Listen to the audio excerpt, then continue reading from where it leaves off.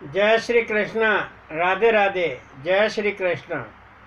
मन काहे को ठगा गुजरिया, मोले चल संग शमरिया।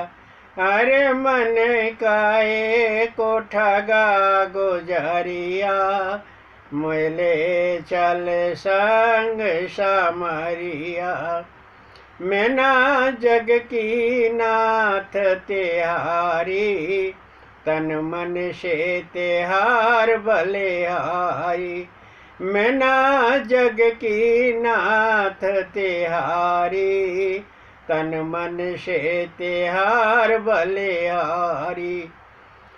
मेरी ले लो श्याम खबरिया, मोले चल संग शमरिया। अरे मन काहे को ठगा गुजरिया, मोले चल संग शमरिया। सुखदेव जी वर्णन करते हैं कि राजन, पिछले प्रसंग में आपने रुक्मिणी विवाह कृष्ण के साथ कैसे हुआ श्रवण किया। अब आपको एक अद्भुत कथा का पारायण कराते हैं, ध्यानपूर्वक श्रवण कीजिए। समय अंतराल के बाद रुक्मिणी ने एक पुत्र को जन्म दिया और सूत का गृह से उस नवजात शिशु को समरासुर नाम का दैत्य चुरा ले गया।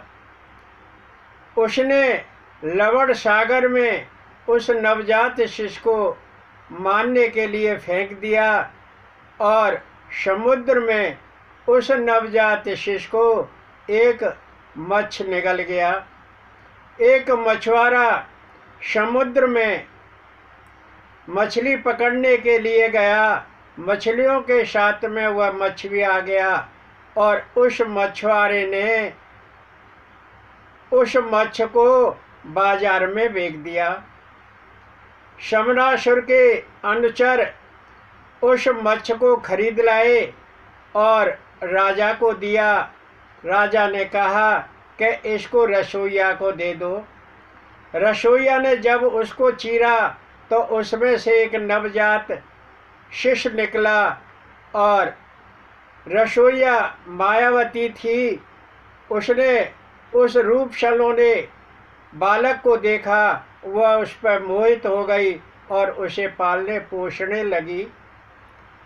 सुखदेव जी वर्णन करते हैं कि राजन, एक दिन नारद जी उस नगर में गए और नगर में जाकर समरासुर के रसोइया से मिले। रसोइया से कहा कि यह बालक साक्षात कामदेव है। एक बार शंकर भगवान ने कामदेव को भस्म कर दिया था। कामदेव की पत्नी रति बिलखती रोती भगवान शंकर के पास पहुंची और शंकर भगवान ने कहा कि तुझे तेरे पति अब नहीं मिलेंगे, द्वापर में मिलेंगे। वह कृष्ण के पुत्र रूप में जन्म लेंगे, तब तुझे तेरे पति मिलेंगे। इतनी बात कहकर नारद जी चले गए। राजा परीक्षित ने पूछा कि महाराज, समरासुर ने भगवान कृष्ण के नवजात शिशु को क्यों चुरा लिया था। सुखदेव जी वर्णन करते हैं कि राजन, एक बार भगवान कृष्ण और समरासुर का भयंकर युद्ध हुआ। समरासुर और उसका पुत्र मायासुर भी युद्ध लड़ रहा था। भगवान वासुदेव ने समरासुर के पुत्र मायासुर का वध कर दिया। समरासुर को बड़ा दुख हुआ। उसने तभी प्रण कर लिया कि मैं इस कृष्ण के पुत्र को मारकर अपने पुत्र का बदला लूँगा। इसलिए समरासुर इसी ताक में रहता था और जब उसे पता लगा कि कृष्ण के यहाँ पुत्र का जन्म हुआ है तो चुपके से सूत का गृह से उस नवजात शिशु को चुरा लिया। सुखदेव जी वर्णन करते हैं कि राजन, वह बालक दिन प्रतिदिन बढ़ने लगा और मायावती समझ गई कि यही मेरा पति है और मैं ही वह मायावती हूँ। जब वो मायावती उस नगर में आई थी तो उसका नाम रति था और शमरासुर ने उसको अपनी दासी के रूप में रख लिया, उसको रसोइया बना दिया और उसका मायावती नाम रखा। अब मायावती उस बालक में अपने पति की छवि देखने लगी। ज्यों ज्यों वह बालक बड़ा हुआ, एक दिन उसके कुछ हाव भाव अलग दिखाई दिए। बालक ने कहा कि तू मेरी माता के समान है, मैं तेरा पति नहीं हूँ, तू मुझ में ऐसा हाव भाव मत देख। सुखदेव जी वर्णन करते हैं कि राजन, नारद जी कह के गए थे कि ये शमरासुर इस बालक का शत्रु है।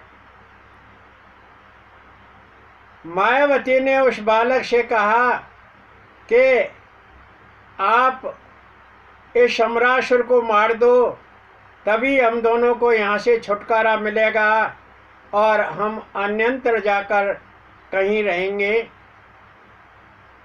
उस बालक ने शमरासुर का वध किया।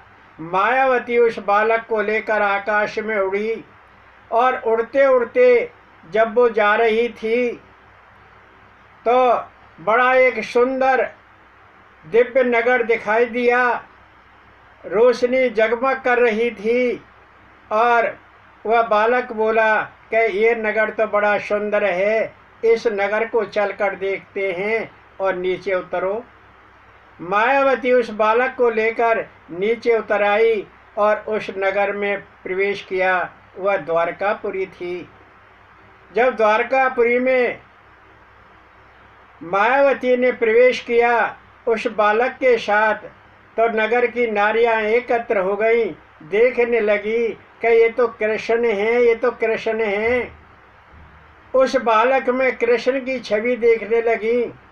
इतने में ही रुक्मिणी आई और रुक्मिणी उस बालक को देखकर बड़ी आश्चर्यचकित हुई कि मेरा लाल भी ऐसा ही होता और इसमें तो मेरे प्रभु की छवि है। मेरा बालक 10 दिन का था तो एक राक्षस चुरा के ले गया था, अब इतना ही बड़ा होता। भगवान कृष्ण भी आ गए। इतने में ही नारद जी आ गए और नारद जी ने सारा वृत्तांत ज्यों का त्यों सुना दिया। जब सारा वृत्तांत सुनाया तो रुक्मिणी कहने लगी, यही मेरा पुत्र है। रुक्मिणी ने उस बालक को अपनी छाती से लगाया, उसके टप टप आंसू गिरने लगे, उस पर बार बार हाथ फेरने लगी, उसका शरीर गदगद हो गया। कृष्ण भगवान बड़े प्रसन्न हुए।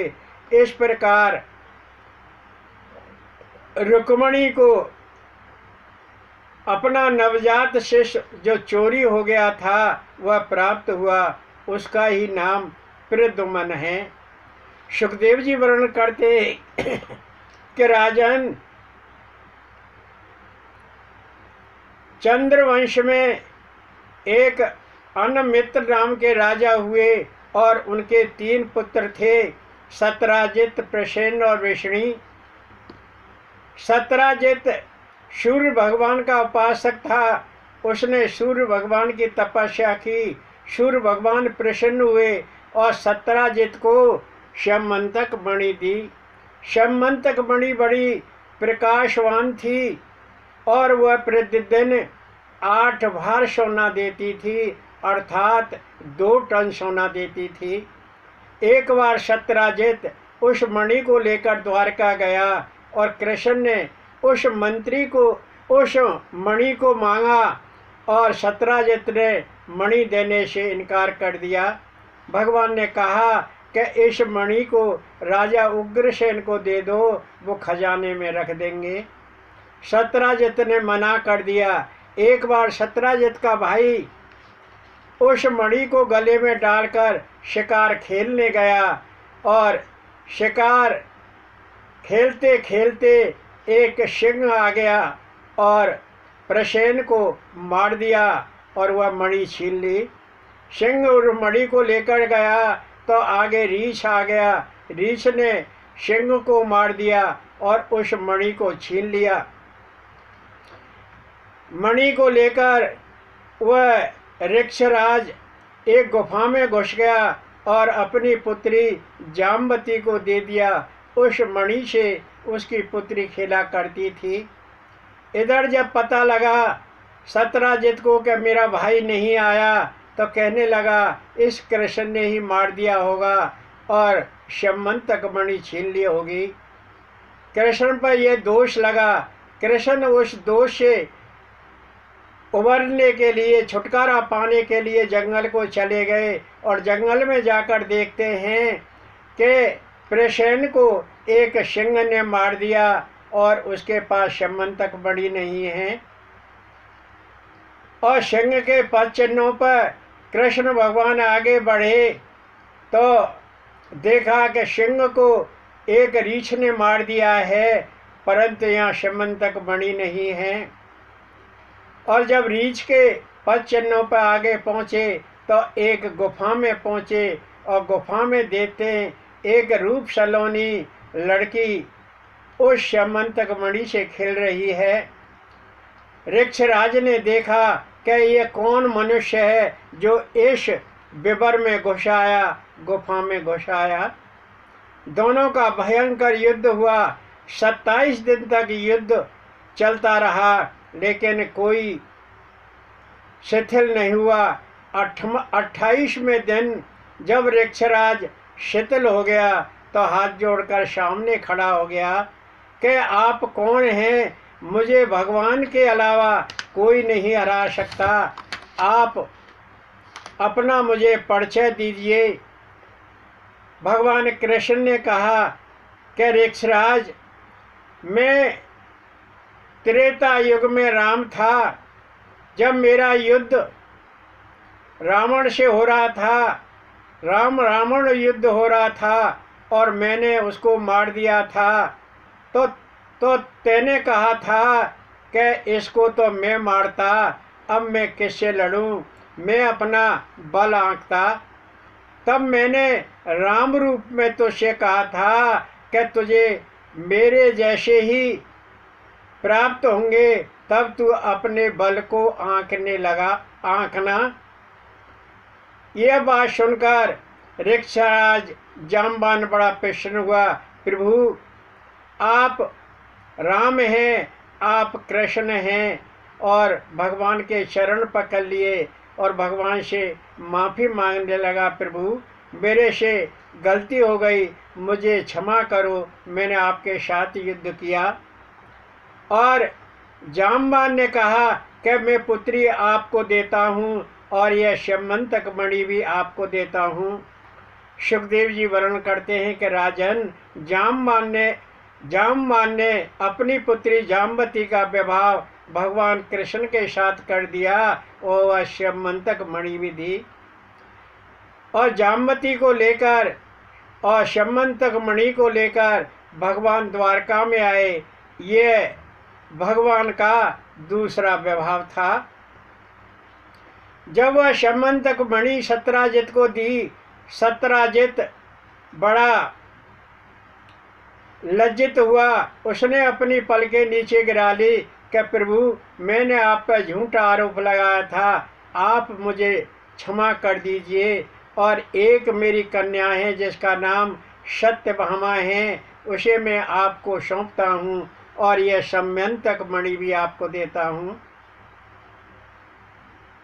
शतराजित ने सत्यभामा का विवाह भगवान श्री कृष्ण के साथ कर दिया और वह श्यमंतक मणि दी। भगवान वासुदेव ने श्यमंतक मणि सत्राजित को वापस लौटा दी। यह भगवान का तीसरा विभाव था।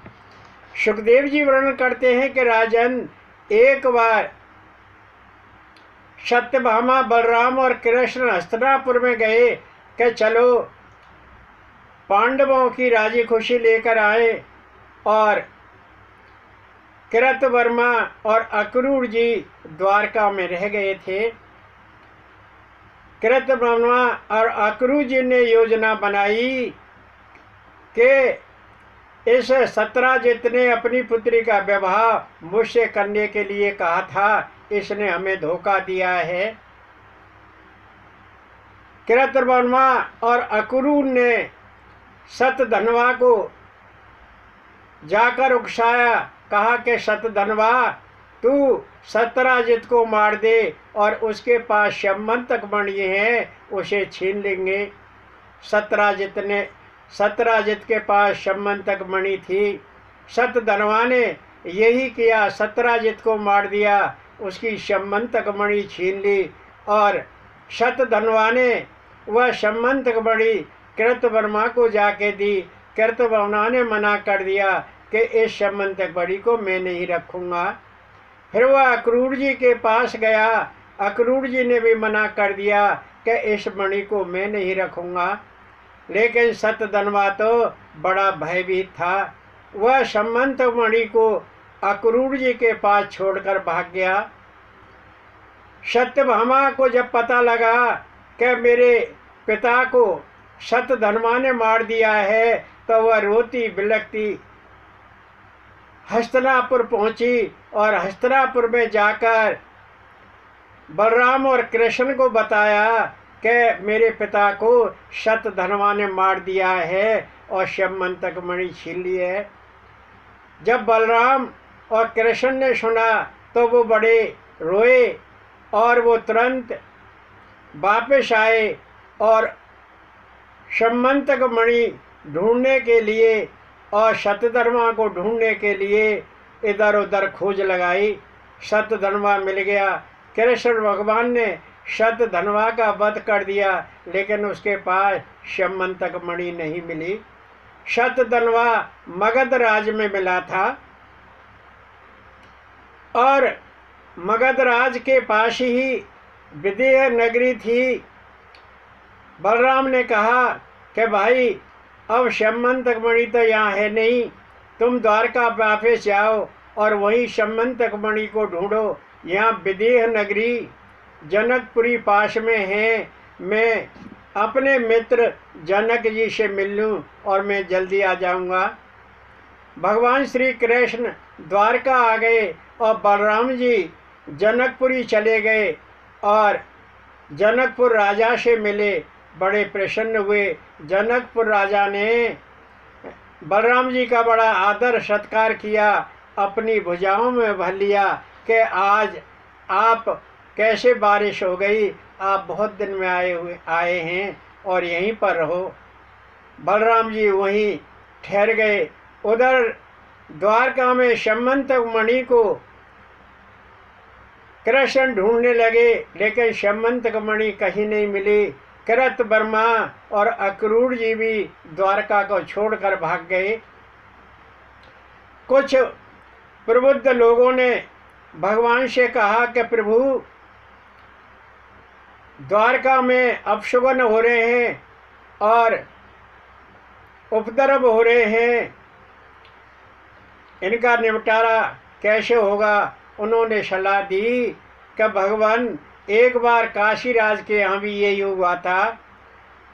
काशी में सूखा पड़ गया और काशी राज ने मंत्र परिषद बुलाई और कहा मंत्र परिषद में कि इस सूखा का निपटारा कैसे होगा, बारिश कैसे होगी।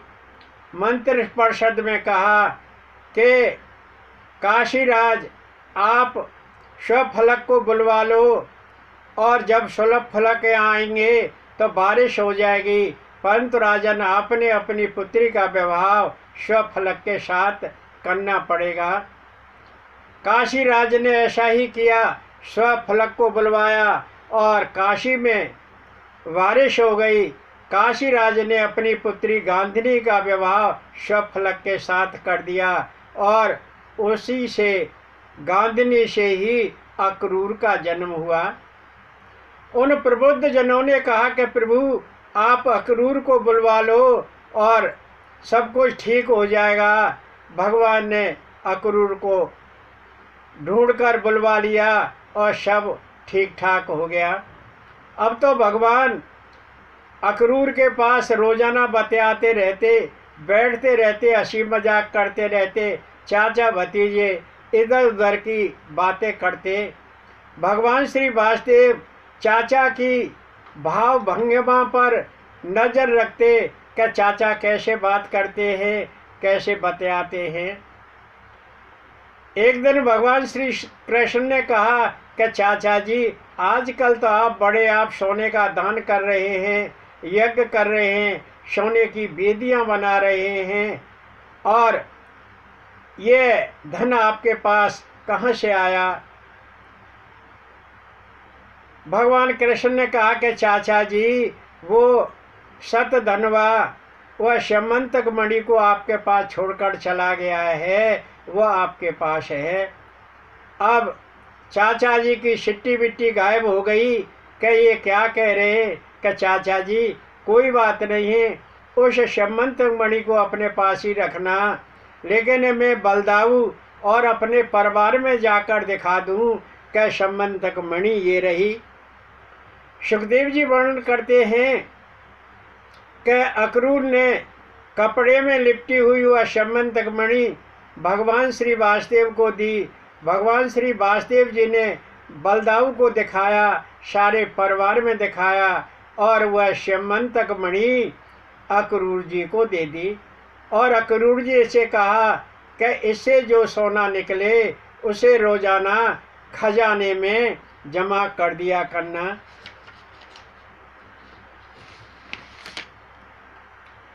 इस प्रकार श्यमंतक मणि का पता लगा और भगवान के 3 विवाह हुए।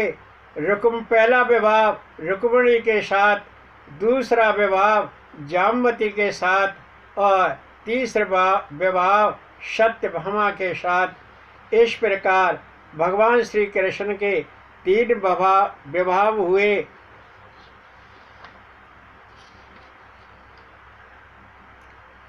गोविंद जय जय गोपाल जय जय, गोविंद जय जय गोपाल जय जय, गोविंद जय जय गोपाल जय जय, राधा रमण हरि गोविंद जय जय, गोविंद जय जय गोपाल जय जय, गोविंद जय जय गोपाल जय जय, राधा रमण हरि गोविंद जय जय। जय श्री कृष्ण। राधे राधे। जय श्री कृष्ण।